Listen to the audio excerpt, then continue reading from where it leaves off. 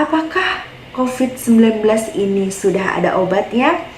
Hingga saat ini, vaksin dan obat untuk COVID-19 masih dalam tahap penelitian. Pengobatan masih berupa pengobatan suportif atau hanya mengobati gejalanya saja dan untuk meningkatkan pertahanan imun tubuh. Lalu, bagaimana cara melindungi diri dari COVID-19 ini?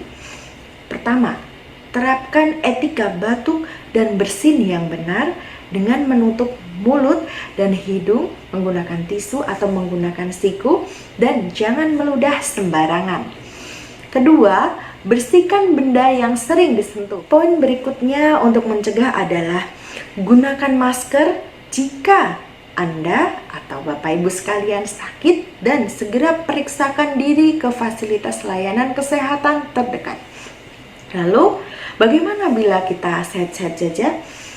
Apakah perlu menggunakan masker? Rekomendasi dari WHO, semua orang baik yang sehat maupun yang sakit perlu menggunakan masker. Di depan saya ini sudah ada beberapa contoh masker. Nah, ini yang biasanya kita gunakan atau masyarakat umum biasanya menggunakan ini. Yang digunakan adalah masker berbahan dasar kain.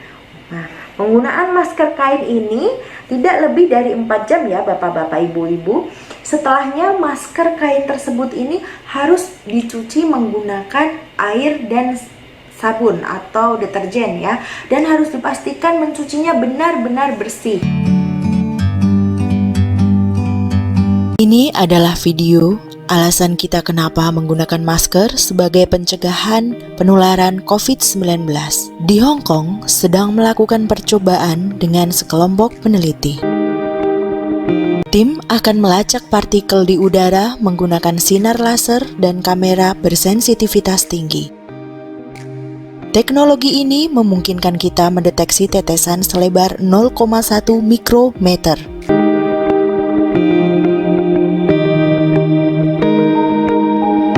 Percobaan dimulai. Pertama, bersin.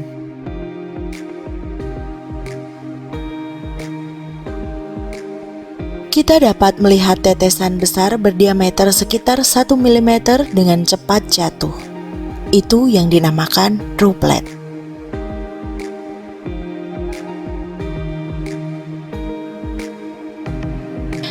Sekarang kita lihat menggunakan kamera bersensitivitas tinggi. Kita dapat melihat partikel kecil tampak berkilauan mengambang di udara.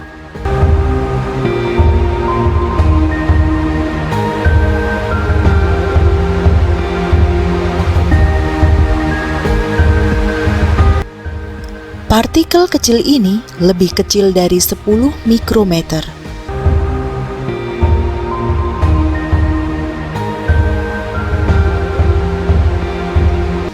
Kemudian, sekarang dilihat ketika menggunakan percobaan yang sama pada percakapan jarak dekat.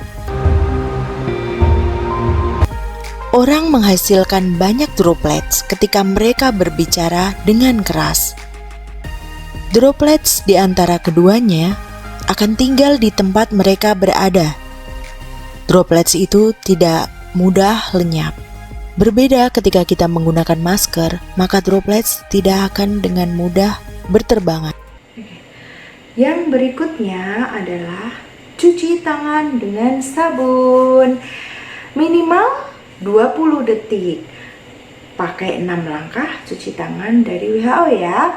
Untuk bab cuci tangan yang benar bisa dilihat di video bab cuci tangan. Seperti ini bentuk virus corona. Virus ini terdiri dari material protein dan lapisan lemak yang mengelilinginya. Virus ini sangat mudah menempel di tempat seperti tangan. Tapi ketika dibilas dengan air saja, air hanya akan mengalir melewati virus. Kenapa? Karena lapisan lemak membuat virus bersifat mirip seperti tetes minyak. Bisa dilihat percobaan berikut ini. Ini adalah contoh dari lemak yang berbentuk cair. Apa yang terjadi? Ketika dicampur, dia tidak akan tercampur dengan air. Minyak hanya akan mengambang. Tapi jika ditambah dengan sabun, nah tiba-tiba minyak tersebut dapat larut dengan air. Hal itu terjadi karena sabun memiliki dua sisi molekul. Molekul yang biru bereaksi pada air, satunya lagi sisi merah bereaksi terhadap minyak.